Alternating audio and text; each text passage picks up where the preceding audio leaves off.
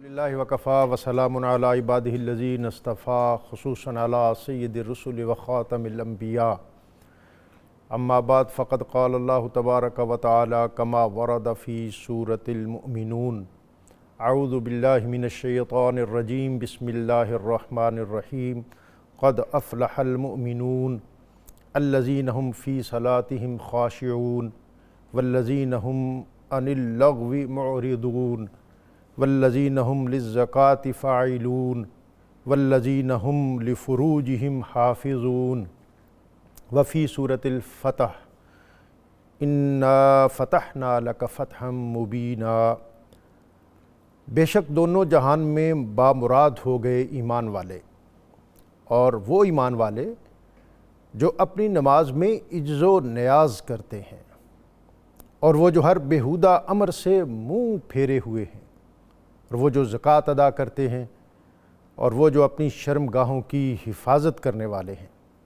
اور سورہ فتح میں یقیناً ہم نے آپ کو شاندار فتح عطا فرمائی۔ صدق اللہ العظیم۔ لفظ لفظ نور اور حرف حرف روشنی سے آراستہ نور قرآن کے ساتھ طاہر بخاری آپ سے مخاطب ہے۔ ناظرین، آج نور قرآن کا 20واں پڑاؤ قرآن پاک کے 18ویں پارے، اور جس میں سورہ مومنون اپنے نقطۂ آغاز پر ہے۔ مکی صورتوں کا وہ عظیم سلسلہ جو سورہ یونس سے شروع ہوا، وہ آج سورہ مومنون پہ اختتام پذیر ہوتے ہوئے آگے سورہ نور سے مدنی صورتیں وہ شروع ہوں گی، اور 11ویں پارے سے 18ویں پارے تک مکی صورتیں اور مکی مضامین وہی، یعنی توحید اور قیامت اور موت کے بعد دوسری زندگی کا تصور، یہ سارے مضامین اس میں ہیں۔ اور سورہ مومنون یہ مربوط ہے، اس کا ایک ربط ہے سورہ حج اپنے ما قبل مضامین سے کے ساتھ، کہ جس میں اس کا اختتام زکوٰۃ دینے والوں اور اللہ کے راستے میں ایک جہد مسلسل کرنے والوں کے ساتھ ہے۔ اسی طرح سورہ مومنون اس کا آغاز بڑے شاندار اور پرشکوہ طریقے سے ہو رہا ہے، اور اس کے اندر قرآن پاک کا مکی دور کا جو اسلوب ہے وہ ہمیں پوری طرح اپنے عروج اور نقطۂ کمال پہ نظر آتا ہے۔ اس کے اہم مضامین میں جیسا کہ آپ نے آیات کریمہ کا ترجمہ سن لیا کہ اس میں نماز قائم کرنے والے، زکوٰۃ دینے والے، اور اپنی شرمگاہوں کی حفاظت کرنے والے، اور اس میں اس صورت میں ہمیں بطور خاص جو مرکزی مضمون نظر آتا ہے وہ اتباع رسول صلی اللہ علیہ وآلہ وسلم ہے۔ اسی طرح اس صورت کے اندر علم الجنین، ایمبریولوجی جیسے اہم مضامین، جس میں انسان کی تخلیق نطفے سے علقہ اور پھر مضغہ، یہ سارے مراحل، اور جس کے آگے آج کی ہماری سائنس جو ہے وہ دم بخود نظر آتی ہے۔ اور پھر آگے سورہ نور، اور سورہ نور جو ہے یہ ایک مدنی ریاست یہ تشکیل پا رہی ہے، اور اس میں جو فیملی لائف اور سماجی اور معاشرتی زندگی، اس کا نقطۂ آغاز اور اس کی خشت اول فیملی لائف، گھریلو زندگی، کہ اگر اس کی پہلی اینٹ کج ہو جائے، غلط ہو جائے، تو پھر پوری سوسائٹی اور پورا معاشرہ اور پورا سماج وہ بگڑ جاتا ہے۔ بین المعاشرہ، بین الاقوامی تعلقات، اس کی نوعیت کیا ہونی چاہیے؟ گھروں کے اندر رہتے ہوئے گھر کے اور خاندان کے مختلف افراد، ان کا باہمی ربط کیسا ہو، اور ایک دوسرے کے گھر میں داخل ہونے کے انداز اور اسلوب کیسے ہونے چاہیے، اور پھر اس کے ساتھ جو معاشرے میں رہتے ہوئے مختلف معائب اور مختلف جو اخلاقی برائیاں نظر آتی ہیں، اس کی یہاں پر بہکونی کی گئی ہے۔ مکی دور اپنے اختتام کی طرف ہے، اور مدنی دور اپنے عروج اور ارتقاء کی طرف بڑھ رہا ہے۔ ایک طرف دار الندوہ مکہ کے اندر مشرکین مکہ اپنی کیبنٹ کو لے کر بیٹھے ہوئے ہیں، اور بے نیام تلواروں کے ساتھ نبی اکرم رسول محتشم صلی اللہ علیہ وآلہ وسلم آپ کا محاسبہ اور آپ کا گھیراؤ کرنے کے لیے بے چین ہیں، اور یہ لوگ غار ثور تک پہنچ گئے۔ اور یہ عرب کی دانش کا ایک پہلو بھی ہے کہ ان کا جو ماہر کھوجی تھا وہ انہیں وہاں تک لے آیا جہاں نبی اکرم رسول محتشم صلی اللہ علیہ وآلہ وسلم قیام فرما تھے۔ اور دوسری طرف اللہ تعالیٰ کس معجزانہ انداز میں اپنے پیارے حبیب صلی اللہ علیہ وآلہ وسلم کو اس راستے اور اس قریے اور اس خطے کی طرف لے گیا جہاں عروج، ارتقاء، بلندی اور پیشوائی آپ کے قدم چومنے کے لیے بےتاب تھی۔ مدینے کے لوگ روز باہر نکلتے اور انتظار کرتے اور تالال بدر و علینا کی صدائیں لگاتے، اور پھر ایک دن دور فضاؤں میں ایک حیولہ نظر آیا اور سواریاں اس میں سے نمودار ہوئیں، اور ایک کھجور کے تنے پہ چڑھے ہوئے شخص نے آواز بلند کی کہ اے مدینہ والو، وہ تمہارا بخت بلند آ گیا۔ اور حفیظ جلندری نے کہا کہ انہوں نے کس طرح استقبال کیا کہ ہم ہیں بچیاں نجار کے اعلیٰ گھرانے کی، خوشی ہے آمنہ کے لال کے تشریف لانے کی۔ مکی دور اختتام پذیر ہو رہا ہے، اور سورہ نور اور اس کے اہم مضامین جو مدنی دور میں ایک ریاست اور ایک سوسائٹی کی تشکیل کے حوالے سے ہماری رہنمائی کر رہے ہیں، ان دونوں کا آج ہم مطالعہ کریں گے۔ اور سورہ نور میں بطور خاص جو اعلیٰ حضرت نے کہا کہ یعنی ہے سورہ نور جن کی گواہ ان کی پر نور صورت پہ لاکھوں سلام۔ ان اہم مضامین پر گفتگو کے لیے ہمارے ساتھ آج موجود ہیں علامہ صاحبزادہ بدرالزماں قادری، علامہ مفتی خلیل احمد یوسفی، اور اللہ رب العزت کی بارگاہ میں حمد کا نذرانہ پیش کرنے کے لیے آج ہمارے ساتھ ہے حافظ محمد ارشد نقشبندی۔ میں اپنے ان تمام مہمانوں کو خوش آمدید کہتے ہوئے اللہ رب العزت کا اسم مبارک القدوس ہر عیب سے پاک، اس اسم مبارک کی برکت یہ ہے کہ جو شخص کثرت کے ساتھ اس اسم مبارک کا ورد کرتا ہے، اللہ تعالیٰ اس کی زندگی میں طہارت اور پاکیزگی کے دائیں اور جذبے پیدا کر دیتا ہے۔ علامہ آج سورہ مومنون اور اس کی ابتدائی آیات 1 سے 11 تک قرآن مجید کی آغوش تربیت میں پرورش پانے والا انسان کن خوبیوں اور اوصاف کا حامل ہونا چاہیے؟ بسم اللہ الرحمن الرحیم۔ ڈاکٹر صاحب، ہمارا دنیا کا ایک قاعدہ اور قرینہ یہ ہے کہ جب کوئی انوینشن ہوتی ہے، جب کوئی چیز ہم کریٹ کرتے ہیں، پیدا کرتے ہیں، بناتے ہیں، تو اس کا بروشر ساتھ دے دیتے ہیں کہ اس کو کیسے استعمال کرنا ہے، اس کی استعداد کتنی ہے، اس کی کیپیسٹی کتنی ہے، اور کس طرح اگر اس کو مس یوز کیا جائے گا، مس ہینڈل کیا جائے گا تو یہ تباہی کی طرف جائے گی اور برباد ہو جائے گی، اور آپ کو کما حقوق اس کو نفع نہ پہنچا پائے گی۔ تو دنیا میں بھی ہم نے یہ قرینہ سیکھا، اللہ رب العزت نے ہمیں بھی تخلیق کرنے کے بعد ایک ضابطہ، ایک قاعدہ اور قرینہ دے دیا کہ کامیابی اور فلاح کے راستے کون سے ہیں اور جادہ مستقیم کیا ہے اور سیدھا راستے پر کیسے چلنا ہے۔ انسان کی تخلیق کے بعد اللہ تعالیٰ نے اس کی کامیابی کے جو ہیں پورے قرینے اور ضابطے اور قاعدے طے کر دیے ہیں کہ پہلا تو ایمان شرط ہے نا، کہ جب ایمان لے آئے اس کے بعد اگلا مرحلہ جو آتا ہے اس کی فلاح اور بقا کا آتا ہے کہ زندگی اس نے کیسے گزارنی ہے۔ اہل ایمان کو اللہ تعالیٰ نے اپنے کانسٹیٹیوشن دے دیا، قرآن کریم کی صورت میں اپنا کلام اپنے حبیب پہ نازل فرما دیا اور بتا دیا کہ اس پر عمل پیرا ہو کے جو ہے وہ اپنا ایک مومن جو ہے اچھی حیات بسر کر سکتا ہے۔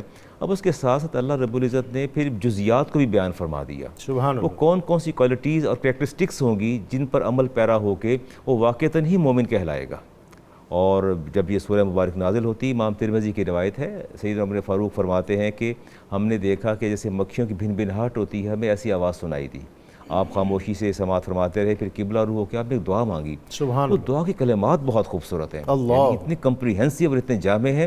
آپ نے قبلہ روح کے دونوں ہاتھ بلند فرمایا پروردگار عالم ہمیں زیادہ عطا کرنا، ہمیں کمی نہ کرنا، اپنی عطائیگی میں کمی نہ کرنا، اے میرے مالک ہمیں عزت عطا فرمانا، ہمیں ذلت سے دوچار نہ کرنا۔ فرمایا یا اللہ ہمیں عطا فرمانا، کبھی میں محروم نہ کرنا۔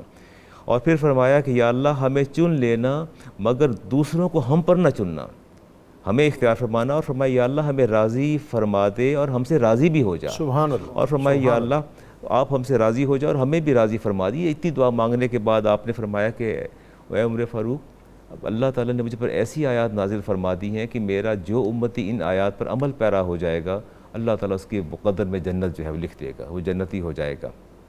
تو اتنی پیاری دعائیں صدیقہ کائنات فرماتی ہیں۔ جب آپ سے پوچھا گیا نا کہ رسالت امام علیہ السلام کی ذات کے حوالے سے، آپ کی خصائص کے حوالے سے، آپ کی کمالات کے حوالے سے، تو آپ نے فرمایا کیا تم نے کبھی قرآن نہیں پڑھا؟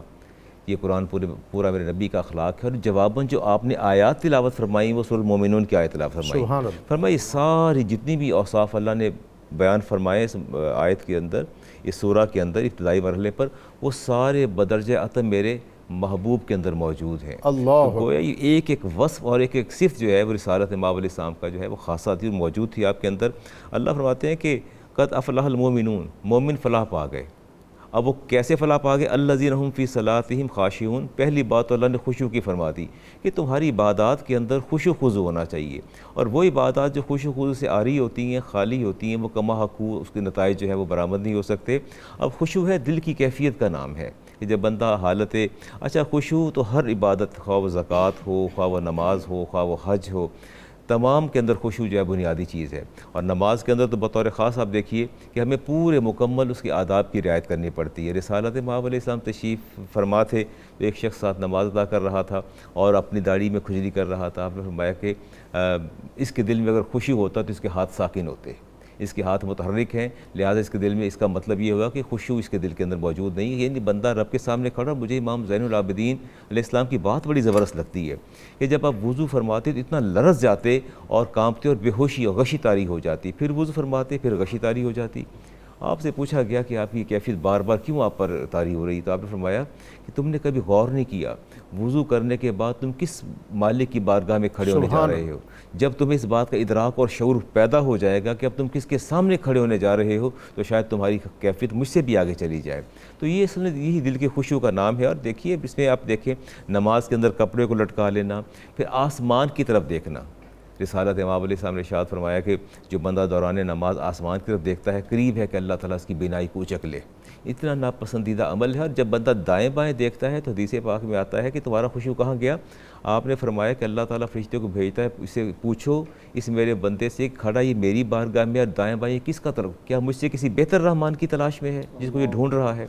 کیا کھڑا میری بارگاہ میں ہے اور حاضری میری بارگاہ میں اور دیکھتا کبھی دائیں ہے کبھی بائیں ہے؟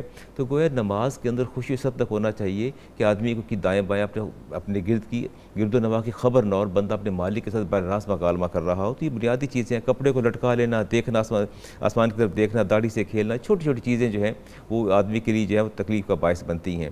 تو ان چیزوں پر بطور خاص جو ہے خیال کرنا چاہیے. اللہ تعالیٰ فرماتے ہیں والذین هم للزکاۃ فاعلون، اور یہ لوگ جو ہیں زکوٰۃ دینے کا کام کرتے ہیں. مراد اچھا اس میں زکوٰۃ پاکیزگی کے لیے آتا ہے کہ اپنے تمام امور کو وہ پاکیزہ بھی رکھتے ہیں، صاف ستھرا رکھتے ہیں. اپنے ہر امر کے اندر کہیں بھی کوئی آلائش یا آلودگی ان کے اعمال کے اندر نہیں ہوتی. پیوریفیکیشن جو ہوتی ہے ان کے ہر عمل کا خاصہ ہوتی ہے. جو بھی عمل کریں، خیرات دیں، صدقات دیں، زکوٰۃ دیں، جہاں بھی کوئی عمل کرتے ہیں پیوریفیکیشن کا جو ہے بنیادی چیز ہوتا ہے. اور رسالت امام علیہ السلام نے ارشاد فرمایا کہ یاد رکھو اللہ کی راہ میں وہ چیز دو جو تمہیں سب سے زیادہ پسند ہو، غیر معیاری چیز نہیں دینی. فرمایا کہ صدقہ جب تم دیتے ہو تو ذہن نشین کرنا کہ صدقہ سائل کے ہاتھ میں جانے سے پہلے دست قدرت میں پہلے جاتا ہے. یعنی کوالٹی جو ہے اس کو مینٹین رکھنا چاہیے. اور ابھی تو ابتدائی جو حصہ ہے 1 سے 11 یہ آیات مومنین کی اہم نشانیاں، اور اس میں جو ابتدائی گفتگو ہے اقبال نے کہا تھا صفیں کج دل پریشاں سجدہ بے ذوق کہ جذبے اندروں باقی نہیں ہے. یہ جذبے اندروں پیدا کس طرح ہو، خشیت کس طرح پیدا ہو؟ آپ ایک صوفیانہ مشرب رکھنے والے آدمی ہیں، تو ایک تو یہاں یہ بھی رہنمائی فرمائیں، اور آگے جو ہمارا عنوان ہے چونکہ آگے بھی بڑھنا ہے ہم نے، ادروائز تو شاید یہ 11 آیات جو ہیں کہ پورے پروگرام کے لیے یہ بھی اسی سے ہم اکتساب فیض کرتے رہیں. آگے جو ہمارا ہے وَلَقَدْ خَلَقْنَا الْإِنسَانَ مِنْ سُلَالَةٍ مِنْ طِين، اور بے شک ہم نے پیدا کیا انسان کو مٹی کے جوہر سے. جو پہلے حصے پہ کمنٹ کرنا چاہیں اور اس کے بعد اگلا جو ہمارا عنوان ہے اس پہ. بسم اللہ والصلاۃ والسلام علی رسول اللہ. خشوع و خضوع پہ 2 باتیں عرض کرنی بڑی ضروری ہیں. کیسے پیدا ہوگا؟ نبی صلی اللہ تعالیٰ علیہ وسلم کی جب ہم نماز کو دیکھیں گے تو ہمارا خشوع و خضوع اللہ تبارک و تعالیٰ پیدا فرمائے گا کہ آپ ایسے نماز پڑھتے تھے کہ آپ جب نماز پڑھ رہے ہوتے تو اللہ تعالیٰ کے خوف اور انوار و تجلیات سے آپ کی آنکھوں سے آنسو بہہ رہے ہوتے تھے. سبحان اللہ. دوسری بات سب سے اہم ہے جو حضرت سیدنا عمر بن خطاب رضی اللہ تعالیٰ عنہ بیان فرماتے. آپ نے کہا ایک بندہ نماز پڑھ رہا تھا، اس نے سر جھکایا ہوا تھا، تو نماز کے بعد میں نے پوچھا یہ کیا کر رہے ہو؟ کہنے لگا خشوع کے ساتھ نماز پڑھ.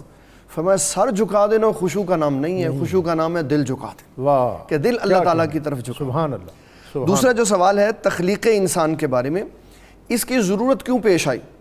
جب نبی صلی اللہ تعالیٰ علیہ وسلم نے غیر مسلموں کو، کافروں کو، مشرکین مکہ کو یہ بتایا کہ اللہ تبارک و تعالیٰ تمہیں دوبارہ زندہ کرے گا، تو انہوں نے کہا یہ کیسے ممکن ہے کہ ہم مٹی میں مل جائیں گے تو ہمیں کیسے دوبارہ زندہ کیا جائے گا؟ اس کے لیے پھر اللہ تعالیٰ نے یہ آیات نازل فرمائی اور بتایا کہ وہ خالق کائنات جو تمہیں پہلی بار زندہ کر سکتا ہے وہ تمہیں دوبارہ بھی زندہ کرے. اس کے لیے فرمایا وَلَقَدْ خَلَقْنَا الْإِنسَانَ مِنْ سُلَالَةٍ مِنْ طِين، ہم نے تمہیں مٹی سے بنایا، ثم جعلناہ نطفۃ فی قرار مکین، پھر تمہیں پانی کی صورت میں ایک مقررہ جگہ پر ہم نے تمہیں ٹھہراؤ دیا، ثم خلقنا النطفۃ علقۃ فخلقنا العلقۃ مضغۃ فخلقنا المضغۃ عظاما فکسونا العظام لحما ثم انشأناہ خلقا آخر، پھر کیفیات بیان کی۔ اس میں دو احادیث بڑی قابل غور ہیں، ایک بخاری کی اور ایک امام مسلم رحمۃ اللہ تعالیٰ علیہ۔ اس آیت کے حوالے سے پتہ چلا 3 سٹیجیں بیان کی اللہ تعالیٰ نے، پہلے پانی، پھر خون، پھر گوشت، پھر اس کے بعد اللہ تبارک و تعالیٰ شکل و صورت بناتا ہے۔ جبکہ صحیح مسلم کی 6725 نمبر حدیث میں یہ حضور صلی اللہ تعالیٰ علیہ وسلم کا فرمان عظیم موجود ہے کہ جب انسان 42 راتیں اپنے مقام اصل پہ گزار چکا ہوتا ہے تو پھر اللہ تبارک و تعالیٰ فرشتے کو بھیجتا ہے اور اسی دن دل کی حرکت سٹارٹ ہو جاتی ہے اور فرشتہ شکل بنا دیتا ہے، اور پھر اس کے ماتھے پہ اس کی تقدیر، اس کی قسمت کا حال اچھی اور بری ہے، اس کا رزق، اس کی موت کا وقت مقرر کر دیتا ہے کہ اس نے کہاں مرنا ہے اور اس نے کیا کیا کرنا ہے۔ یہ 40-42 دن یہ شروع سے ساتھ لگے ہوئے ہیں؟ جی بالکل شروع سے لاگ، اور اس میں سب سے اہم بات ہے کہ اللہ تبارک و تعالیٰ جل جلالہ اس کی پیشانی پہ سارا کچھ لکھوا دیتا، سبحان اللہ۔ اور جو صاحب نظر ہوتے ہیں وہ پیشانی دیکھ کر، چہرے دیکھ کے سمجھ جاتے ہیں یہ کیا کرنے والا، واہ، یہ اللہ تبارک و تعالیٰ ان کو نگاہ عطا فرما دیتا۔ سبحان اللہ۔ تو حضور صلی اللہ تعالیٰ علیہ وسلم نے فرمایا کہ اللہ تبارک و تعالیٰ جل جلالہ ان سٹیجوں سے انسان کو گزار کر ایک مکمل انسان کی تخلیق فرماتا ہے،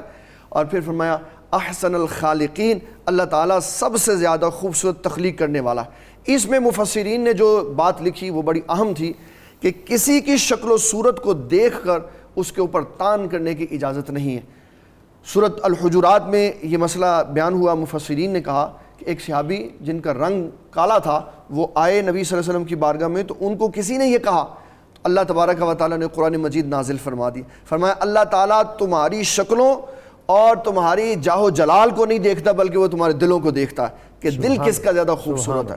تو اس میں ہمیں سب سے زیادہ یہ چیز سمجھائی گئی کہ اللہ تعالیٰ تمہیں دوبارہ تخلیق کرے گا، اس لیے کہ اس نے پہلی بار تخلیق کیا۔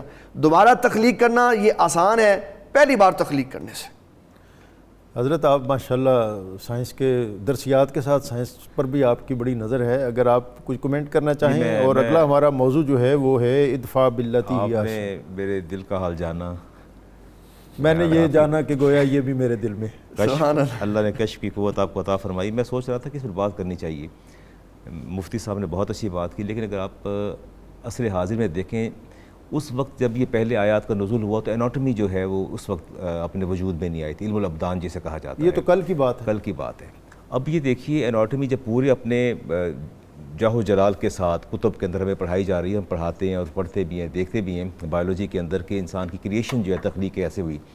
آپ یقین کیجئے ڈاکٹر صاحب، واللہ باللہ تعالیٰ میں نے اس کو اسٹڈی کی آیت کو، اور پھر میں نے جو ایک فیٹس اور بیبی کی جو کریشن ہے اپنے یوٹرس کے اندر، ماں کے پیٹ کے اندر، اس کو دیکھا، اور ڈاکٹر سے میں نے بات بھی کی، بالکل منون یہی ترتیب ہے، منون یہی ترتیب ہے، ایگ اور سپرم کا ملنا، کروموسومز کا ملنا، پھر زائگوٹ کا بننا، زائگوٹ کے بعد پھر اس کے بعد جو اس کا پروسیس ہوتا ہے بالکل سیم پروسیس جسے اللہ فرما رہے ہیں کہ ہم نے اس کو نطفے سے ہم نے علقہ بنایا، علقہ سے مدغہ بنایا، مدغہ سے پھر ہم نے اس پر ہڈیاں اس کو پیدا کیا، اس پر ہم نے گوشت چڑھایا، بالکل سیم پروسیس ہے، اور بچے کی تخلیق جو کا اس کا ہر اسپیکٹ سامنے آ چکا ہے۔ یعنی وہ آج سائنس جو ہے وہ تصدیق کر رہی ہے کہ جو مالک نے پہلے فرما دیا 1.5 سال پہلے، بالکل بچے کی تخلیق کے تمام مراحل اور مدارج یہی ہیں، اور کسی بھی مرحلے پہ اونچ نیچ نہیں ہے، سوئی برابر بھی فرق نہیں ہے۔ بلکہ میں نے ایک آیت اور مبارکہ دیکھی کہ اللہ تعالیٰ فرماتے ہیں کہ ہم نے انسان کی سماعت کو تخلیق کیا، بصارت کو تخلیق کیا، اس کی بینائی کو تخلیق کیا۔ میں نے ایک نیورو سرجن سے بات کی، ہمارے ہیڈ آف دی ڈپارٹمنٹ تھے نیو ہاسپٹل کے، تو میں نے کہا برین ان کے سامنے لگا تھا، میں کہا قرآن کریم کی ایک آیت ہے، اللہ تعالیٰ فرماتے ہیں کہ ہم نے یہ تخلیق کی، یہ سماعت، پھر اس کے بعد بصارت، پھر ہم نے یہ قوت شامہ تخلیق کی۔ تو انہوں نے مجھے باقاعدہ برین پر رکھ کے ہاتھ رکھ کے بتایا ہے کہ پہلے یہ سا تخلیق ہوتا ہے، یہ سماعت کا ہے، یہ بصارت کا ہے، اور یہ قوت شامہ کا ہے۔ انہوں نے سارے سے بتایا جو ترتیب اللہ تعالیٰ نے برین کی تخلیق کی فرمائی ہے، سیم وہی ترتیب جو ہے اس وقت منظر عام پہ آ چکی ہے۔ ذالک الکتاب لا ریب فیہ، ایسی کتاب جس میں کوئی شک نہیں ہے، کمال کی۔ یعنی آپ دیکھیں انسان کی تخلیق آج تو ہر چیز ہمارے سامنے ہے، لیکن مالک نے پہلے بتا دی کہ ہم اس کو بندے کو تخلیق کرتے ہیں تو کہاں سے لے کے چلتے ہیں اور کہاں جا کے اس کو پہنچاتے ہیں۔ اور یورپ کا تو ایک طبقہ ایسا ہے جو قرآن کا مطالعہ تحسین کے اعتبار سے نہیں بلکہ اس میں سے مائب اور تنقید کے نقطہ نظر سے کرتا ہے، لیکن وہ اور آج تک کوئی انگلی نقطہ اعتراض نہیں اعتراض نہیں اٹھا سکے۔ اتنا بھی لکھا ہے کہ اللہ نے اگر سماعت پہلے کی بصارت پہلے کیوں نہیں لکھی، یہ نہیں دماغ کا وہی حصہ پہلے وہی تخلیق ہوا جس کا رب نے ذکر فرمایا اور بڑی ترتیب سے ذکر فرمایا، اور اس کی جو برین کی کریشن ہے وہ بھی ایسی ہوتی ہے۔ یہ بات دوسری آیت کی طرف میں آتا ہوں جی، ہمارے ہاں ایک دستور ہے، کہتے ہیں اینٹ کا جواب پتھر۔ اسلام کا یہ مزاج نہیں ہے، واہ، اسلام کا یہ مزاج نہیں ہے، نہ اسلام کی تعلیمات کا یہ مزاج ہے۔ اللہ تعالیٰ فرماتے ہیں ادفع باللتی ہی احسن السیئۃ، اللہ فرماتے ہیں کہ بہترین بات تو یہ ہے کہ تم برائی کو اچھائی کے ساتھ ختم کرو، اور یہ صوفیانہ مشرب بھی یہی ہے۔ صوفیانہ مشرب بھی یہی ہے، اور اس میں کوئی شک نہیں فرمایا نحن والو بما یصفون، جو کچھ تم کرتے ہو ہم اس کو اچھی طرح جانتے ہیں۔ اب اگر رسالت امام علیہ السلام کی حیات طیبہ کو دیکھا جائے تو آپ ابتدائی مرحلے سے لے کے اظہار نبوت سے لے کے آپ کے ایام کے ظاہری حیات کے آخری ایام تک آپ دیکھ لیں، آپ کی پوری حیات کا جو لب لبا کرکس اور نچوڑ آتا ہے وہ یہی آتا ہے کہ برائی کو، غلطی کو، تکلیف کو تم نے بطریق احسن جو ہے کرنا ہے۔ کوئی زیادتی کر بھی جائے تم نے اس کے ساتھ کبھی غلطی نہیں کرنی اور زیادتی نہیں کرنی۔ اگر آپ کو یاد ہو جب آپ ہجرت فرما رہے تھے تو سراقہ بن مالک جو ہے وہ 100 گھوڑوں کے لالچ میں آگے آیا، پوری حیات کو آپ کھنگالتے چلے جائیے، آپ کی ورگردانی کی، آپ کی ہر حیات کا ہر ورق کی مجلہ اور پربہار ہے اور روشن، زبردست روشن ہے۔ اور آپ دیکھیے کہ سراقہ بن مالک کو آپ نے فرمایا کہ سراقہ تم 100 گھوڑوں کے لالچ میں آئے ہو، ایسا ہرگز نہ کرو۔ آپ نے فرمایا کہ تم صبر کر لو، ہم تمہیں امان بھی لے کے دے دیتے ہیں اور تمہیں خوشخبری بھی دیتے ہیں کہ کس طرح کے کنگن تمہارے ہاتھوں میں تو تیرے ہاتھ میں سونے کے کنگن دیکھ رہا ہوں، اور جبکہ سونا مسلمانوں کے لیے حرام بھی قرار دے دیا، اس کے باوجود حکم فرمایا۔ اور مجھے وہ حدیث پاک بھی یاد آتی ہے جب ایران فتح ہوا اور سیدنا عمر فاروق پورے مال غنیمت سے اچھال رہے تھے اور سب نے پوچھا آپ امیر کیا تلاش کر رہے ہیں؟ فرمایا میں سونے کنگن تلاش کر رہا ہوں۔ کیسے ممکن ہے کہ زبان مصطفیٰ سے بات نکلے اور پھر پوری نہ ہو؟ کیونکہ پورے کا پورا دین ہی ڈاکٹر صاحب زبان مصطفیٰ پر اعتبار کا نام ہے۔ آپ نے فرمایا کنگن موجود ہوں گے اور کنگن نکلے اور آپ نے سراقہ کو پہنائے، تو گویا آپ نے جو فرمایا تھا اس وقت وہ چیز سامنے آ گئی۔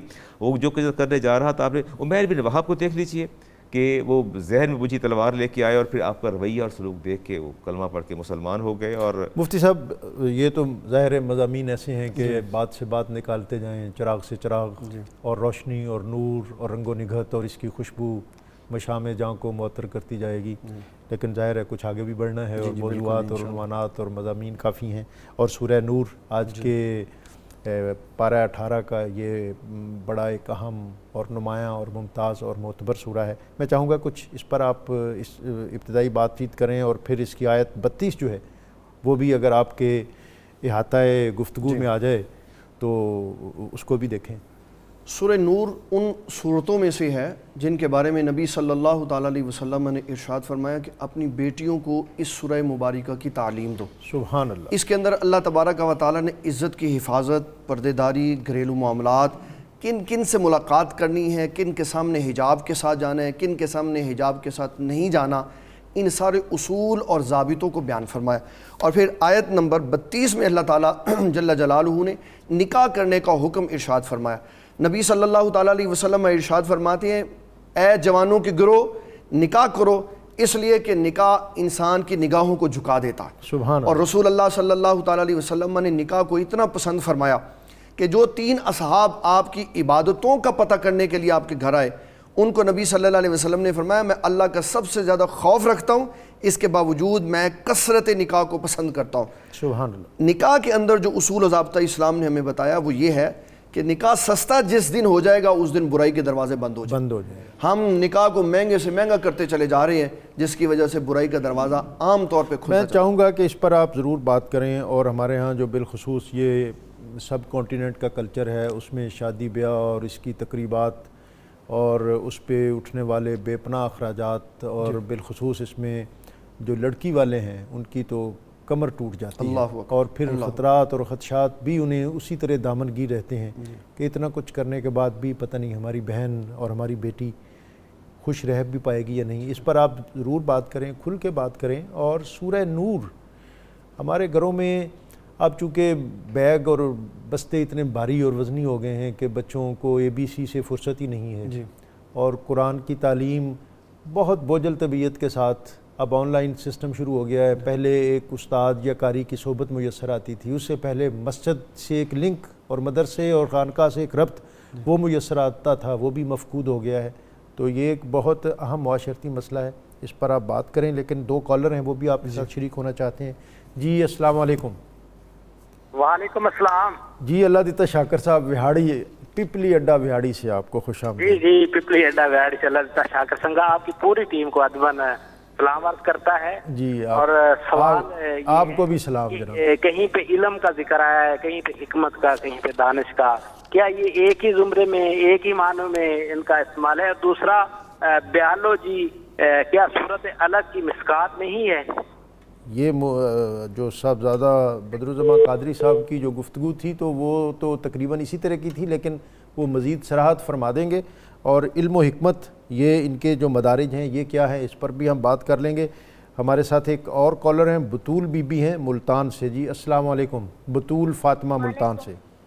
وعلیکم السلام بھائی. میرے سوال ایک تو جی ایک تو میں معذرت چاہتا ہوں, کل آپ کا ایک سوال تھا اس کا جواب رہ گیا کہ آپ نے شاید پوچھا تھا. ایک منٹ جی ذرا. اور میں بہت پریشان بھی ہوتی کہ کیا میں نے کوئی غیر شرعی سوال کر دیا. جی نہیں, وہ ہم سے ہماری کوتاہی ہے کہ آپ نے کل پوچھا تھا کہ 2 نفل پڑھتی ہوں. میں اتنا پریشان ہوئی نا کہ میں نے کہا کیا کوئی میں غلط سوال کر دیا یا میں کچھ غلط. جی نہیں, آپ نے سوال بہت اچھا کیا. اب بات ہمارے اسکالر سے میں کل پتن دیتی ہوں. اور دوسرا میرا ایک سوال, ایک بہت اہم سوال ہے کہ غیبت کیا ہے. غیبت میں یہ ہے کہ اگر کوئی ہمارے ساتھ کچھ کر رہا ہے غلط, اس نے ہمارے ساتھ غلط کیا اور وہ میں بات مطلب اپنی فرینڈ کو بتاتی ہوں من و من بالکل ویسے کہ اس نے میرے ساتھ ایسا کیا ہے اور غلط کیا ہے, یہ کیا ہے, کیا یہ بھی غیبت میں آتا ہے؟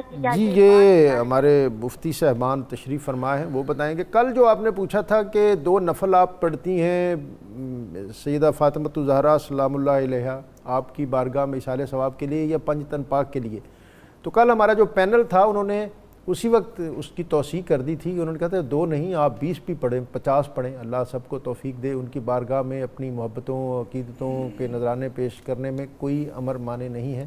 کل شاید کچھ لوڈ زیادہ تھا ہمارے سوالوں کا اور موضوعات کا, اس لیے یہ بات رہ گئی, لیکن ہمیں بعد میں اس کوتاہی کا احساس ہوا, اس کے لیے معافی بھی. اور یہ آپ کے دوسرا سوال جو ہے کہ غیبت کیا ہے اور جس کی آپ نے تفصیل بتائی ہے, وہ جب ہم بریک سے واپس آئیں گے تو ہمارے علماء اس پر بات کریں گے. ناظرین آج ہم 18واں پارہ اس کے مضامین اور اب سورہ نور اس پر بات کر رہے ہیں, اور مفتی خلیل احمد یوسفی صاحب بہت اہم سماجی مسئلے کو زیر بحث لائے ہوئے ہیں. یہاں وقت ہے ایک بریک کا, بریک سے واپس آئیں گے تو سوالوں کے جواب بھی لیں گے اور اپنے عنوانات اور مضامین کو آگے بھی بڑھائیں گے.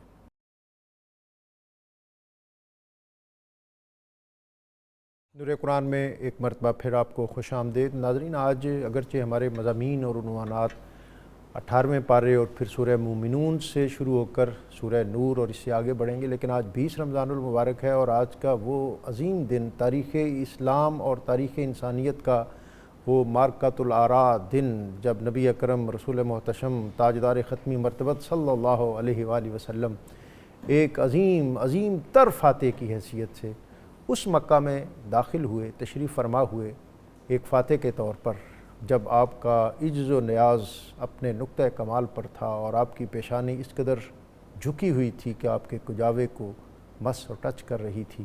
وہی مکہ جس کا ہم نے بریک سے قبل ذکر کیا تھا کہ ننگی تلواریں آپ کو تلاش کر رہی تھیں اور آپ کو اور آپ کی لائے ہوئے دین کو اور آپ کے مشن کو اور آپ کے مشرب کو دنیا سے ختم کرنے کے منصوبے بنائے جا رہے تھے. آپ مدینہ تشریف لائے تو مدینہ بھی 2 خطرناک دشمنوں کے درمیان تھا. ایک طرف خیبر کے یہودی تھے اور دوسری طرف یہی مشرکین مکہ.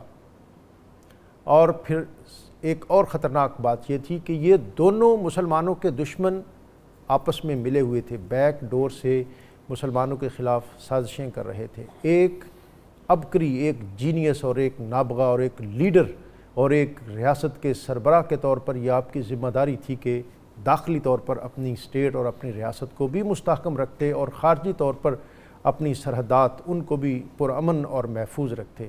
مسلمانوں کے لیے 2 ہی راستے تھے, یا وقتی طور پر خیبر والوں کے ساتھ پرامن بقائے باہمی اس کا معاہدہ ہو, یا پھر مکے والوں کے ساتھ ابتدائی طور پر بدر, پھر احد اور پھر 5 ہجری کو خندق کا مارکہ ہوا. تو نبی اکرم رسول محتشم صلی اللہ علیہ وسلم نے فرمایا کہ اب یہ نہیں, اب ہم جائیں گے. اور پھر اس کے بعد صلح حدیبیہ ہوئی. صلح حدیبیہ میں مسلمانوں کی تعداد 1400 تھی اور صلح حدیبیہ میں ایک ایگریمنٹ طے پا گیا جس میں ایک اہم ترین چیز یہ تھی کہ 10 سال تک نو وار پیکٹ، کہ اب 10 سالہ جنگ بندی کا ایک معاہدہ ہوا۔ مکہ والوں کی طرف سے یہ معاہدے کی صورت میں ایک امن کی فضا قائم ہوئی، تو نبی اکرم رسول محتشم صلی اللہ علیہ وآلہ وسلم نے واپس آتے ہی خیبر کے امور جو ہیں ان کو نپٹا دیا، اور اس کے بعد بتدریج مکہ والوں کی طرف آپ کی توجہ مبذول رہی، اس لیے کہ ترجیح خیبر والوں کو دی جائے یا مکہ والوں کی، تو یقیناً مکہ نبی اکرم رسول محتشم صلی اللہ علیہ وآلہ وسلم آپ کا آبائی گھر اور خانہ کعبہ، اور آپ کے اصحاب میں سے اکثر وہ تھے جن کی یہاں رشتہ داریاں تھیں، تو مکہ مکرمہ یہاں دوبارہ تشریف لانا یہ آپ صلی اللہ علیہ وسلم آپ کی ہمیشہ ترجیح تھی۔ صلح حدیبیہ یہ زیادہ دیر نہ چل سکا، اور پھر اس کی ایک شک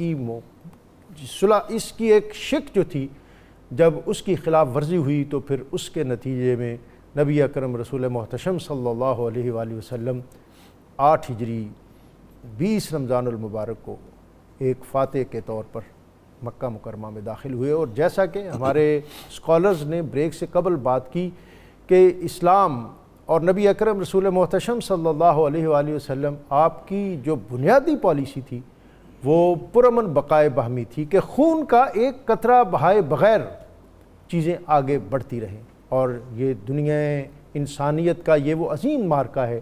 اس سے قبل اور اس کے بعد کی تاریخ یہی بتاتی ہے کہ فاتح جب اپنی مفتوح علاقوں میں داخل ہوتے ہیں تو وہ اپنی مفتوح لوگوں کو تہہ تیغ کرتے ہیں۔ آج مکہ اور اس کے لوگ، یہ بھی ان کا سلوک اس امر کا متقاضی تھا کہ آج تلواریں نیام سے باہر آتیں اور مکے کی گلیاں ان کے خون سے لبریز ہو جاتیں، لیکن رحمتوں اور صداقتوں اور رفتوں کے اس عظیم تاجدار نے، نبی اکرم رسول محتشم صلی اللہ علیہ وآلہ وسلم نے وہاں وہ حکم ارشاد فرمایا کہ جس سے قیامت تک انسانیت نور، امن اور روشنی حاصل کرتی رہے گی۔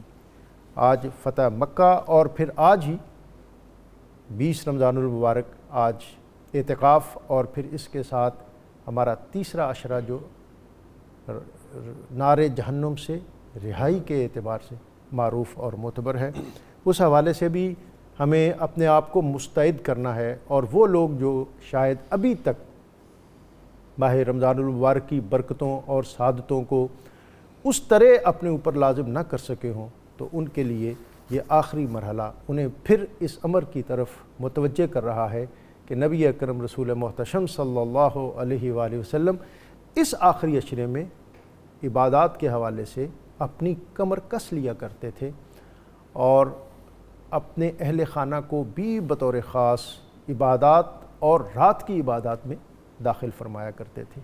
نبی اکرم صلی اللہ علیہ وسلم کے اسوہ کے یہ حصے ان آنے والے ایام میں اور طاق راتوں میں ہمیں بطور خاص اپنے احوال میں اور اپنے معمولات میں شامل کرنے کی ضرورت ہے۔ بریک سے قبل مفتی خلیل احمد یوسفی صاحب آپ سے ایک گفتگو تھی، اس کو بھی آپ دیکھیں، اور کچھ سوالات ہیں وہ بھی، اور پھر ہمیں آگے بھی کچھ چیزوں پہ آپ سے رہنمائی لیتے ہیں۔ ہم بڑے اہم موضوع پہ بات کر رہے تھے، نکاح کے معاملے میں۔ سب سے پہلے ہمارے معاشرے میں لوگوں کو یہ اویئرنیس ہونی چاہیے کہ شادی کتنے دن کی ہوتی ہے۔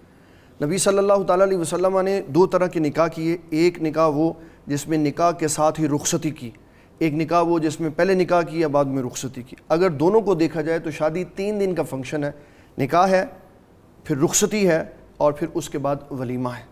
یہ بنیادی طور پر ہمارے ہاں شادیاں مہنگی اس لیے ہو جاتی ہیں کہ سب سے پہلے جہیز آ جاتا۔ ایک پڑھا لکھا آدمی، ایک عالم دین، وہ سٹرگل کرتا ہے کہ میں اگر جہیز نہ دوں تو وہ بھی کامیاب نہیں ہو سکتا، اس لیے کہ اپنی بیٹی کو بیاہ کر وہ جس خاندان میں بھیج رہا ہے وہاں قدم قدم پہ اس کو تان و تشنی دی جائے گی، کیا جائے گا، اور یہ کہا جائے گا کہ تیرے باپ نے کیا دے کے بھیجا، اس لیے وہ بھی مجبور ہو جاتا۔ تو سب سے پہلے یہ سمجھانے کی بات ہے، اس کے لیے تعلیم و تربیت کی ضرورت ہے کہ نبی صلی اللہ تعالیٰ علیہ وسلم نے شادی کے پہلے فنکشن میں، نکاح میں، لڑکی والوں کی طرف سے کسی شے کا تقاضا نہیں کیا، نہ کھانے پینے کا، نہ کسی ساز و سامان کا۔ سیدہ فاطمہ الزہرا کا نکاح دیکھیں تو وہ بھی سارا کچھ حضرت علی رضی اللہ تعالیٰ عنہ کے پیسوں سے تیار ہوا تھا، اور اس میں کسی قسم کا کوئی طعام نہیں تھا۔ پھر ایک ایسی رسم اور ایک ایسی سنت ہے جس کی طرف ہمارے لوگوں کی توجہ نہیں جاتی۔ نبی صلی اللہ تعالیٰ علیہ وسلم نے جب بیٹی سیدہ فاطمہ کا نکاح فرما دیا، رخصتی ہو گئی، اگلے دن جب آپ ان کے گھر تشریف لے کے گئے ولیمے کے لیے تو آپ نے پانی کا چھڑکاؤ کیا ان کے اوپر اور فرمایا یہ میں نے اس لیے کیا تاکہ میرے داماد اور میری بیٹی کو کوئی دیکھے تو اس کو نظر نہ لگا۔ سبحان اللہ، یہ حضور صلی اللہ علیہ وسلم کی بہت پیاری خوبصورت سنت تھی۔ سوال جو آیا ہوا تھا اس میں یہ بات تھی کہ ایک خاتون نے یہ پوچھا تھا نوافل کے بارے میں، تو اس کی وضاحت کل بھی ہو گئی تھی، آج بھی ہو گئی۔ سیدہ فاطمہ کے لیے یا حسنین کریمین کے لیے 2 کی بجائے وہ 50 نوافل بھی پڑھے۔ لیکن اس میں ایک بات کا اضافہ کرنا چاہتا ہوں مجد الافسانی شیخ احمد سرہندی کے نظریے کے پیش نظر کہ جب 5 تن پاک کو کوئی تحفہ بھیجے تو سیدہ عائشہ صدیقہ کو نہیں بھولنا چاہیے، کیونکہ حضور پاک صلی اللہ علیہ وسلم فرماتے ہیں میں زیادہ قیام وہاں پہ کرتا ہوں، تو حضرت سیدہ خدیجہ حضرت سیدہ عائشہ صدیقہ کو ہمیشہ یاد رکھنا چاہیے۔ سبحان اللہ، سبحان اللہ۔ ایک غیبت کے حوالے سے بھی انہوں نے پوچھا کہ میرے ساتھ کوئی معاملہ پیش آیا اور میں اسے آگے رپورٹ کروں۔ اگر تو وہ کسی ایسی جاب پہ بیٹھی ہوئی ہیں جہاں ان کی ڈیوٹی ہے لوگوں کی نگرانی کرنا، تو پھر ان کے بارے میں جتنے عیوب ہیں وہ بتانے غیبت کے اندر داخل نہیں ہوتے۔ غیبت ذاتیات کے اوپر ہے، ڈیوٹی میں غیبت نہیں ہوتی۔ جب آپ انسپیکشن پہ ہیں تو پھر ہر بات آپ رپورٹ کریں گے، یہ غیبت میں نہیں۔ ادروائز تو انسپیکشن اور انٹیلیجنس ساری کی ساری جو ہے وہ پھر اس کا تاثر اور تصور ختم ہو جائے۔ حضرت ایک تو نکاح اور نکاح آسان کرو، اس پر آپ کوئی کمنٹ کرنا چاہیں، اور آگے آیت 35 ہے اللہ نور السماوات والارض۔ میرا خیال ایک سوال شاید وہ کچھ بایولوجی کا، ایک بایولوجی کے حوالے سے بھی سوال تھا کہ بایولوجی اور اس پر آپ بڑی تفصیل کے ساتھ گفتگو کر چکے ہیں۔ کر دی، کوئی فرق نہیں ہے، بلکہ بایولوجی تصدیق کر رہی ہے، تصدیق کر رہی ہے، کوئی ایسی بات نہیں ہے، دونوں ایک دوسرے کو انڈورس کر رہے ہیں۔ اچھا، دوسری بات نکاح کے حوالے سے میں اتنا عرض کرنا چاہوں گا کہ اب ہمارا جو معیار جو ہم نے مقرر کر لیا، رشتہ دیکھنے جاتے ہیں تو یا تو حسب دیکھتے ہیں یا مال دیکھتے ہیں یا اپنی عزت دیکھتے ہیں، کس گھرانے میں شادی ہو جائے۔ تو رسالت مابلس ہم نے کیٹاگوریکلی تینوں کو جو ہے مسترد فرما دیا۔ فرمایا جو بندہ عزت کے لیے نکاح کرتا ہے کہ میں یہاں نکاح کروں مجھے عزت مل جائے، فرمایا لم یزدہ اللہ الا ذلہ، اللہ اس کی ذلت میں اضافہ فرما دیتا ہے۔ اور جو مال کے لیے کرتا ہے لم یزدہ الا فقرا، اللہ اس کے مفلس چیز پر تعریف فرما دیتا ہے۔ اور جو حسب کے لیے کرتا ہے کہ بڑا خاندان ہے میرا حسب بہتر ہو جائے گا، لم یزدہ اللہ الا دناہ، اس کی کمینگی میں اضافہ ہوتا ہے۔ اور اگلی بات جو میں کہنا چاہتا ہوں کہ بیٹی کا رشتہ کرتے ہوئے میں پیغام ناظرین کو دینا چاہتا ہوں، کم از کم خیال اس حدیث کو پیش نظر رکھیں۔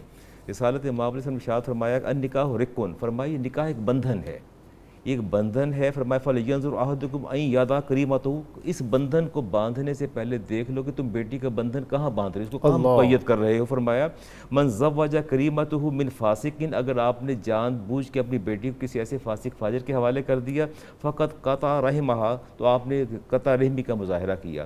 تو یہ چیزیں انتہائی خطرناک ہے۔ نکاح تو نصف ایمان کی تکمیل ہے، اور ابتداً بڑی جذباتیت ہوتی ہے اور لوگ فرط محبت میں ان ساری چیزوں کو اسلام اور دین ہمیں جس طرح رہنمائی دے رہا ہے اس کو اس طرح کنسیڈر نہیں کرتے، اور بعد میں جب وہ چیزوں کا جو ایک رومانس ہے تھوڑا کم ہوتا ہے تو پھر عملی زندگی کی مشکلات سامنے آتی ہیں، تو پھر سمجھ میں آتی ہے کہ وہ جو بزرگوں کی کہی ہوئی باتیں ہیں ان کو پیش نظر رکھا جاتا تو پھر یہ مسائل نہ آتے۔ اللہ نور السماوات، یہ بہت خوبصورت آیت ہے، بہت، اور یہ رسالت امام علیہ السلام کی ذات والا صفات کے حوالے سے اتنی خوبصورت آیت ہے۔ اللہ فرماتا ہے اللہ نور السماوات والارض، اللہ نور ہے زمین اور آسمانوں پر، ایسا نور جس کو کسی سے تشبیہ نہیں دی جا سکتی۔ آگے اللہ فرماتے ہیں مثل نورہ کمشکاۃ فیہ مصباح، یہ پوری تفصیل چلتی ہے۔ المصباح فی زجاجۃ الزجاجۃ کأنہا کوکب دری یوقد من شجرۃ مبارکۃ زیتونۃ لا شرقیۃ ولا غربیہ۔ کیا ردم اور کیا ترنم اور کیا نغمگی اور کیا حسن بیان اور مضامین۔ یکاد زیتھا یضیء، اور یہ اس کا تیل ایسا ہے چراغ کا کہ یہ خود بھڑکنے کو تیار ہے۔ ولو لم تمسسہ نار، اسے آگ نہ بھی چھوئے تو پھر بھی یہ خود بھڑکنے کو تیار ہے۔ نور علی نور، اب اس کی جو وضاحت آ رہی ہے عبداللہ ابن عباس فرماتے ہیں کہ یہ طاق سے مراد سینہ اقدس مصطفیٰ فرماتے ہیں، اور فانوس سے مراد جو ہے وہ قلب مبارک ہے، چراغ نبوت ہے، اور شجر نبوت سے یہ روشن ہے۔ اور نور محمدی کی روشنی جو ہے جب کمال ظہور پر پہنچی تو از خود اعلان نبوت نہ بھی فرماتے، اظہار نبوت نہ بھی فرماتے تو آپ کے اخلاق اور صاف عمیدہ اتنے زیادہ تھے کہ از خود بھڑک کے وہ اعلان کر دیتے کہ یہ اللہ کے رسول اللہ کے نبی ہیں. اتنی خصوصیات اتنی خوبیاں مطلب ہے. اور یہ بڑی پیاری آیت اس کے حوالے سے رسالت مآب، یہ نہ شرقی ہے نہ غربی ہے، تو گویا دوسری جو تفسیر آتی ہے فانوس جو ہے اسماعیل علیہ السلام ہے اور چراغ جو ہے میرے کریم آقا علیہ السلام، دونوں حوالے سے یہ آیت جو ہے بہت ہی خوبصورت ہے. تو مفتی صاحب، بہتان اور اس کی مذمت اور اس کے نقصانات، یہ ایک تو بتا دیں بہتان کیا ہے، اور پھر ہمارا دین اور ہماری شریعت جو ہے اس کو کس طرح دیکھتی ہے اور کس طرح اس سے بچنا چاہیے، اور اس کے نقصانات اور معاشرے اور گھر کس طرح تباہ ہوتے ہیں. بہتان ایک ایسی بیماری ہے جس کے بارے میں شریعت اسلامیہ نے کہا کسی عفیف اور عفیفہ کے اوپر اگر کسی نے انگلی اٹھا دی اور پھر وہ گواہ پیش نہیں کر سکا تو اس کو 80 درے پڑیں گے. اس کے لیے شریعت مطہرہ کا ایک بہت خوبصورت واقعہ سیدنا عمر بن خطاب اور علی المرتضیٰ کا. آپ نے ایک بندے کے بارے میں یہ معاملہ دیکھا تو فرمایا کہ اس کو کیا کرنا چاہیے. مجلس شورا نے، انہوں نے کہا اس کو سزا دے دے. آپ نے حضرت سیدنا علی المرتضیٰ عرض کرنے لگے گواہ ہیں آپ کے پاس؟ کہا نہیں. فرمایا اگر آپ نے گواہ پیش نہ کیے، انہوں نے قسم کھا لی تو جو سزا ان کو ملنی تھی آپ کو کھانی پڑ جائے گی. تو حضرت سیدنا عمر بن خطاب کہنے لگے لولا علی لہلک عمر، اگر آج علی نہ ہوتے تو عمر ہلاک ہو جاتا. اللہ، اس میں یہ جو پیچھے آیت گزری نور والی، اس میں اگر آپ اجازت دیں تو ایک بات میں بھی عرض کرنا چاہتا ہوں. علامہ قرطبی نے آیت نمبر 40 کے تحت فمن لم یجعل اللہ لہ نورا فما لہ من نور میں حضرت انس سے ایک حدیث نقل فرمائی ہے کہ نبی صلی اللہ علیہ وسلم نے فرمایا اللہ نے مجھے نور سے تخلیق فرمایا، میرے نور سے ابو بکر صدیق کو، ابو بکر صدیق کے نور سے عمر اور عائشہ کو تخلیق فرمایا، حضرت عمر کے نور سے ایمان والے مرد تخلیق فرمائے، حضرت عائشہ صدیقہ کے نور سے ایمان والی عورتیں تخلیق فرمائی. فرمایا جس نے مجھ سے محبت نہیں کی، جس نے ابو بکر صدیق سے محبت نہیں کی، عمر بن خطاب سے اور سیدہ عائشہ صدیقہ سے محبت نہیں کی، بالآخر اللہ تعالیٰ ان کے نور کو بجھا دیتا ہے اور ان کا ایمان بے نور ہو جاتا. اللہ اکبر. تو یہ بڑی اہم بات ہے کہ ہم شخصیات کا اعتبار کریں، ان کا جن کو ہمارے آقا کریم صلی اللہ علیہ وسلم نے اپنے سینے سے لگا کے رکھا ہے. سیدہ عائشہ صدیقہ وہ عظیم الشان خاتون ہے کہ نبی صلی اللہ تعالیٰ علیہ وسلم کو جب ان کے نکاح کی تصویر دکھائی گئی تو سیدنا جبرائیل علیہ السلام نے عرض کیا حضور یہ وہ ہیں جو دنیا میں بھی آپ کی بیوی ہیں اور جنت میں بھی آپ کی بیوی ہیں. سبحان اللہ. اس لیے ازواج حضور صلی اللہ علیہ وسلم کے صحابہ کے بارے میں ہمیشہ زبان سے سلجھا ہوا لفظ نکالنا چاہیے کہ انسان کے لیے آخرت کی کامیابی کا سبب بن جائے. سبحان اللہ. علامہ صاحب آج میں کمنٹ کرنا چاہیں؟ میں اس پہ 2 حدیث ضرور. بہتان پر رسالت مآب علیہ السلام ارشاد فرمایا، ابو درداء اس حدیث کے راوی ہیں کہ جس نے اپنے بھائی پر بہتان باندھا، ایسی بات کہی جو اس کے اندر موجود نہیں تھی، تو اسے روز قیامت جہنم پر جو پل صراط ہے وہاں روک لیا جائے گا اور کہا جائے گا پہلے وہ بات ثابت کرو اس کے بعد قدم آگے بڑھاؤ. تو اتنی بڑی سزا. دوسری حدیث پاک جابر بن عبداللہ سے روایت آئی ہے کہ جو کسی مسلمان کی بے عزتی اور حرمتی پر خاموش رہتا ہے، بے حرمتی پر خاموش رہتا ہے اور اس کی مدد نہیں کرتا، تو جہاں اس کو ضرورت پیش آتی ہے مدد کی، اللہ اس کی وہاں مدد نہیں فرماتا. اور جو کسی اور اگر کوئی غائبانہ کسی کی مدد کرتا ہے، اگر کوئی آپ کے بارے میں یا میرے بارے میں بات کر رہا ہے، میں آپ کو ڈیفینڈ نہیں کرتا، آپ کا ڈیفینس نہیں کرتا، تو گویا جہاں مجھے ڈیفینس چاہیے ہوگا اللہ تعالیٰ وہاں ڈیفینس نہیں فرمائے گا. اور یہ دونوں باتیں بڑی اہم ہیں کہ ہم دوسرے ایک شخص بات کر رہا ہے اور دوسرا خاموش سن رہا ہے، یار وہ خود بات کر رہا ہے میرے اس میں کیا نہیں، وہ بھی قابل گرفت ہے، سننے والا بھی اس پر بھی گرفت ہوگی اور کہنے والے پر تو ہے ہی ہے نا. تو گویا دونوں جو ہیں سزا کے مستحق ہیں. ہمارے ہاں اس طرح کی چیزوں میں جو ہمارا ایک دینی تصور اور کانسیپٹ ہے وہ تو تقریباً معدوم ہو گیا ہے، اور ہم اس کو بڑی سمارٹنس سمجھتے ہیں. دوسروں کی عزت کو پامال کرنا اور ان پر بہتان ترازی اور پھر ان کی ذات کو نقصان پہنچانا. تو آپ کی باتیں اس اعتبار سے علماء کی بہت اہم ہیں. اور اس کے ساتھ ہی جو معاشرتی معائب اور برائیاں ہیں اس میں جو ہماری آج کی گفتگو کا اختتامی حصہ ہے وہ میں سمجھتا ہوں کہ بہت زیادہ اہم ہے. ان الذین یحبون ان تشیع الفاحشہ، اس پر آپ اور دونوں علماء اپنا بھرپور ہمیں رہنمائی عطا کریں کہ ڈیجیٹل اور سوشل میڈیا اور کس طرح چیزیں وائرل ہوتی ہیں، اور یہ جو ہمارے اس وقت ہمارے یہ آلات ہیں یہ، اور اس میں اگر آپ ایک چیز کو ایک دن دیکھ لیتے ہیں تو دوسرے دن آپ کے سو کر اٹھنے سے پہلے اسی نوعیت کی بہت سی چیزیں آپ کی سکرین پر نہ چاہتے ہوئے بھی آئی ہوتی ہیں. جناب پہلے تو آپ اس آیت کو بیان فرما دیں اور اس کے بعد جو آج کا جدید تناظر ہے اس حوالے سے دونوں ہستیاں بات کریں. یہ ہے نا کہ ایک ہوتا ہے گناہ کمٹ کرنا، غلطی کرنا، ایک ہوتا ہے گناہ کی اشاعت کرنا، اس کی ترویج کرنا، اس کو پروموٹ کرنا. یہ اس سے بھی زیادہ خطرناک ہے. رسالت مآب علیہ السلام نے ارشاد فرمایا کہ اپنے گناہ پر کسی کو گواہ نہ بناؤ. تو اگر غلطی ہم تو آگے اس کو ٹیکسٹ اور میسیج بھیج کے وہ اچھا پھر گناہ کرتے ہیں، پھر اس کو پروموٹ کرتے ہیں، لوگوں کو بتاتے ہیں کہ یار میں نے یہ کیا، اور اس کو اپنے لیے اعزاز اور آنر سمجھتے ہیں کہ میں نے یہ کام کیا اور بڑی کامیابی سے کیا اور کسی کو خبر نہیں ہونے دی، اور میں نے یہ اس کو اپنی سکسیس قرار دیتے ہیں. تو اللہ فرماتے ہیں گناہ تو از خود بہت ہی بری چیز ہے، لیکن اشاعت گناہ جو ہے اس کو پھیلانا اس سے بھی زیادہ بدترین مرحلہ ہے، اس کا ٹھکانہ جہنم ہے. وہ اپنے ٹھکانے کو ٹھکانہ جہنم بنا لے جو برائی کو پھیلاتا ہے، اور مسلمانوں کے مابین بجائے نیکی اور تبلیغ کے اس کو برائی کو پھیلانے میں کا کام دیتا ہے. اس میں ہمارا دیکھیے سوشل میڈیا دیکھیے بہتان کی اشاعت کرنے میں، عیب اچھالنے میں چھوٹی سی بات ہوتی ہے، بلکہ مجھے تو سم ٹائم بہت حیرت ہوتی ہے کہ چھوٹی سی بات کو سٹوری بنا کے پیش کر دیا جاتا ہے اور اس کے اندر چیزیں حقائق میں حقیقت میں موجود بھی نہیں ہوتی ہیں، اور وہ سٹوری آگے پہنچتی ہے اور وہ اس کو آگے اور اس سے آگے اور اس سے آگے اس سے آگے چلتی رہتی ہے. ہونٹوں نکلی کوٹھوں چلی. اس کے بعد آپ دیکھیے، آپ اپنے رسالے دیکھیے، پرنٹ میڈیا رسالے دیکھیے، ڈائجسٹ آپ نے دیکھ لیجیے، اشتہارات دیکھیے، یہ سائن بورڈ جو باہر لگے ہیں از خود منہ بولتا جو ہے وہ اشتہار ہے، اس کے اندر سارے اشتہار گناہ کے موجود ہوتے ہیں، ساری ہر بات اس کے اندر موجود ہوتی ہے. حضرت اس میں اللہ کا غضب، اس کو ہم دعوت دے رہے ہیں ان ساری چیزوں جی بہت ہم اللہ تعالیٰ کے غضب کو دعوت دے رہے ہیں. دنیا اور آخرت کی بات، دنیا میں بھی عذاب ہوگا اور آخرت میں بھی عذاب. دو باتیں اس میں کرنا چاہوں گا. ضرور. ایک یہ کہ جو گناہ ہے اس کی تشہیر کی اجازت نہیں. صوفیہ کرام اس میں کہتے ہیں نماز جماعت سے نہیں پڑھی، یہ گناہ کیا، اب لوگوں کو یہ مت بتاتے پھرو کہ میں بے جماعت ہوں. اس سے بھی عزت نفس خراب ہو جاتی ہے، وقار خراب ہو جاتا. پھر اس کے ساتھ جو آپ نے سوشل میڈیا کی بات کی کہ ہمارے موبائل کے اوپر 20 میسیج ہے، یہ ایک سسٹم ہے، وہ ہماری تھنکنگ کو سمجھتا ہے کہ ہم نے کیا دیکھا، اس سے ریلیونٹ ساری چیزیں ہماری اسکرین پہ شو کر دیتا، اور ہم جو کچھ دیکھتے ہیں وہ اس کے پاس سیو ہو رہا ہے. یہ سب سے بڑا ہمارا عالمی ہے کہ سیو ہو رہا ہے. ادھر فرشتے کرامن کاتبین سیو کر رہے ہیں، ادھر گوگل سارا کچھ سیو کر رہا. لیکن میں غلطی کرنے والے ایمان والوں کو یہ بتانا چاہتا ہوں کہ یہ بھی مٹا دیتے ہیں، ادھر سے بھی مٹ جائے گا. الا من تاب و آمن و عمل عملا صالحا کی ضرورت ہے.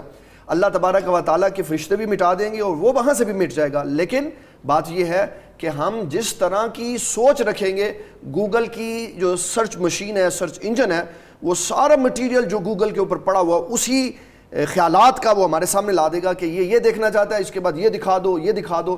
تو برائی میں اتنا مگن کر دے گا کہ ہمیں وقت کا احساس ہی نہیں ہوگا کہ رات کہاں بیت جاتی. اس میں بشر حافی کی یہ بات ہمارے سامنے بڑی قابل قدر ہے کہ آپ ایک رات کہیں کھڑے تھے تو اذان مغرب کے بعد آئے تو خیال آیا کہ اذان عشاء اتنی جلدی ہو گئی. تو کہا نہیں یہ تو اذان عشاء تو نہیں ہے، تو اذان فجر ہے. تو کہا جب میں دنیا کی محبت میں وقت کا احساس نہیں ہوا، اگر اللہ کی محبت میں جاؤں گا تو پھر کیا بنے گا میرا. تو یہ ہمارے لیے توجہ کی کیفیت ہے کہ ہم اپنے وقت کو ضائع نہ کریں. ان قیمتی لمحات میں تیسرے عشرے میں تیاری کریں کہ ہم کمر بستہ رہیں، راتوں کو جاگیں، اپنے سروں کو سجدوں سے سجائیں تاکہ اللہ تعالیٰ ہماری بخشش فرما دے. سر یہاں ایک چھوٹی سی بات جو اپنے غضب کی بات آپ نے فرمائی کہ اللہ کا غضب کیا ہے، تو حدیث پاک میں آتا ہے جس نے برا طریقہ رائج کیا اور جتنے لوگ اس پر عمل پیرا ہوئے ان سب کا عذاب بھی اس کے نامہ اعمال میں. اسی طرح جس طرح کسی نے نیک کام کی بنیاد رکھی ہے، پھر اس کی نیکی میں بعد میں آنے والے لوگ جتنے شریک ہوئے اس کا ثواب اور اجر اس کو بھی ملے گا. اور قابیل پر ہر قتل کا جو ہے اس کا عذاب اس کے نامہ میں لکھا جائے گا. بہت زیادہ شکریہ آپ دونوں علماء کا. آج کے موضوعات سماجی اور معاشرتی دینی ان کی ایک سگنیفیکنس اور ان کا اعزاز و امتیاز تو تھا، لیکن ان کا ہماری معاشرتی زندگی اس کو بہتر بنانے کے حوالے سے جو ڈیٹیل اور جو تفصیل جس جزیات میں جا کر ہمارے دین نے ہمیں دی، اس کو ہمیں بطور خاص اپنی زندگیوں میں نافذ کرنا چاہیے. اور ہمارے علماء نے اور بالخصوص مفتی خلیل احمد یوسفی صاحب نے جو بات کہی کہ سورۃ النور، اس کو اپنی فیملی میں اپنے بچوں کو، اپنی بچیوں کو اس کی ترویج اور اس کی تدریس، اس کا بطور خاص اہتمام کرنا چاہیے. اور ماہ رمضان اس کی جو فطری نسبت ایک قرآن کے ساتھ ہے وہ بھی اس امر کا تقاضا کرتی ہے کہ ہم قرآن پاک کے علوم و معرف اس کو انفرادی اور اجتماعی سطح پر عام کریں. مہمانوں کے شکریہ کے ساتھ آج کا قرآنی وظیفہ ہر کام کو آسان بنانے کے لیے نبی اکرم رسول محتشم صلی اللہ علیہ وآلہ وسلم نے فرمایا جس نے صبح کے وقت سورہ یاسین کی تلاوت کی تو اس کے لیے شام تک، اور جس نے شام کے وقت سورہ یاسین کی تلاوت کی تو اس کے لیے صبح تک آسانیاں پیدا کر دی جاتی ہیں. اللہ تعالیٰ ہمیں آسانیاں عطا کرے اور آسانیاں تقسیم کرنے کی توفیق عطا فرمائے. حمد کے لیے حافظ محمد نقشبندی.